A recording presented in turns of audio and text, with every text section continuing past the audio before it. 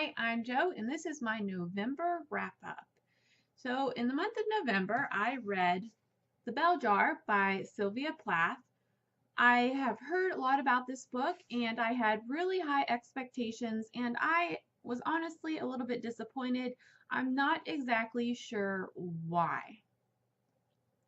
I guess that I was expecting more dramatics, and it wasn't there. I don't know. I just heard that this is just such a great book. It was a good book, but it wasn't earth-shattering like I thought it was going to be. Impatient with Desire by Gabriel Burton. This was the story about the Donner Party that traveled from the Midwest to California and got stuck in the Sierra Nevada mountains for about 4 months. I thought that this was nonfiction, but turns out it is fiction with facts in it. So it had real facts and things that happened in it. And then the author wove a fictional story around it, imagining what she thought happened, attributing things that happened to other people in the party to the Donner family because they were the main characters in this particular book. And it was a really good read. I cannot believe that people went through this. I really cannot even wrap my head around people going through this. I mean, here I am in 2014 in a house with real walls, a furnace, electricity, food, and I'm cold. These people lived in tents, in feet of snow, several feet of snow with nothing, and just wow, amazing. Like Water for Chocolate by Laura Esquivel. I loved this book. I have a book talk coming up on this. Loved it. Amazing. I did not think that I would like it as much as I did. I just can't even stop thinking about this book. I'd get excited just wanting to tell you about this book. It was so good. It is the story of Tita, a Mexican woman, and several love triangles. She is the youngest of 3 daughters, and it is a tradition in her family that the youngest daughter does not get married. She has to live at home for her entire life and take care of her mother in her mother's old age. To make matters worse, her mother is a terrible person. There is magical realism in this book and soap opera-like events happen. It is just an amazing book and I loved it. This is a must read. Must read. I also read The Light Between Oceans by M.L. Stedman. I have a book talk about this one also. And I adore this book. It is, I still don't know what I would do if I was in the main character's shoes. This couple moves out onto this rock and he keeps the lighthouse, and they suffer miscarriages and cannot have children, and one day a boat washes up with a baby in it. And that's all I'm going to tell you for now, because it's just amazing and absolutely mysterious and intriguing, and it's a real page turner. I also read Dodie Smith's I Captured the Castle, and I adored this book. Wow, I haven't done a book talk on this yet. I will be filming one.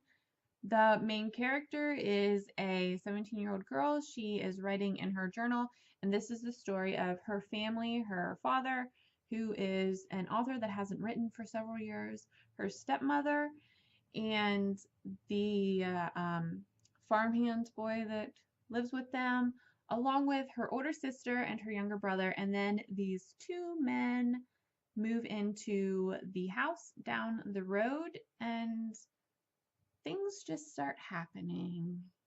I did not expect the ending. This was a great book. Wonderful classic. I also want to see the movie. This is the movie cover. I've never seen it, and I really want to see this movie now. I also read Winter Street by Ellen Hildebrand. This is a very nice, heartwarming Christmas story about a family. The children are all adults and their parents are divorced and all the stuff that happens one Christmas. It's just one of those stories that you want to read at Christmas. The other Christmas book that I read in November was Skipping Christmas by John Grisham. This is the book for Christmas with the Cranks, the movie. I haven't seen the movie, but if you know what the movie's about, the book's about the same thing, and I really enjoyed it. Then I also have some library books that I read that I do not have with me anymore. First of all, I read Scarlet by Marissa Meyer. It is the second book in the Lunar Chronicles. It's the retelling of Little Red Riding Hood. And it also combines with the first book, which was Cinder, the retelling of Cinderella. So the books go together, so you should read them in the proper order. And I really enjoyed that. It was great. I really loved that. Then I also read As You Wish by Cary. I have a book talk about this, and I'm sure that everyone is tired of hearing me go on about my wonderful husband and how he found me a signed copy of this book. I'm sorry, but I just love it. I still love it. I also read How to Build a Girl by Caitlin Moran. I really enjoyed that book. I did a book talk on that one, so check that out. And the last book that I have for the month of November was Yes Please by Amy Poehler. I did a book talk on this, but I am so not happy with it at all. I am done with it. I can't edit it anymore. It's just, I mean, when you're talking about a book by Amy Poehler, who is hilarious, I just can't compete with that. I can't even articulate the book. I just can't. It is a memoir and she is hilarious. I actually listened to the audiobook and I also borrowed the physical book from the library. I enjoyed listening to the audiobook a lot. It was my first audiobook and I loved hearing her voice. But then there's also the book, which has pictures in it. So I don't know what you should do about that. Borrow the audiobook from the library maybe, and if you want an actual physical copy of the book, get that. It is very heavy. The paper is very thick and it has tons of pictures in it. And that's the thing. I really enjoyed seeing the pictures of all these people. I cannot believe all the things that Amy Poehler has done. I also was surprised at the relatively short amount of time that she has been on TV. I guess because of my age, I grew up with Amy Poehler and Tina Fey on Saturday Night Live, so I just thought that they were always around. But no, she has really only been around for the past about 15 or so years on TV, and then she also has an improv school, and she does tons of stuff, writes screenplays, has done movies. She knows all sorts of people. She is extremely busy and extremely talented, and she did this all on her own. She's just a lower middle class girl from Boston, I think, and she did this all on her own, all by herself. She moved to Chicago, she moved to New York. She's just an amazing person, and her book was just hilarious and absolutely inspiring. What a strong female role model. I adored it. So you definitely need to check that out. I read a lot of great books in November. Let me know what you read in November. What was your favorite book that you read in November? And I will talk to you later. Bye.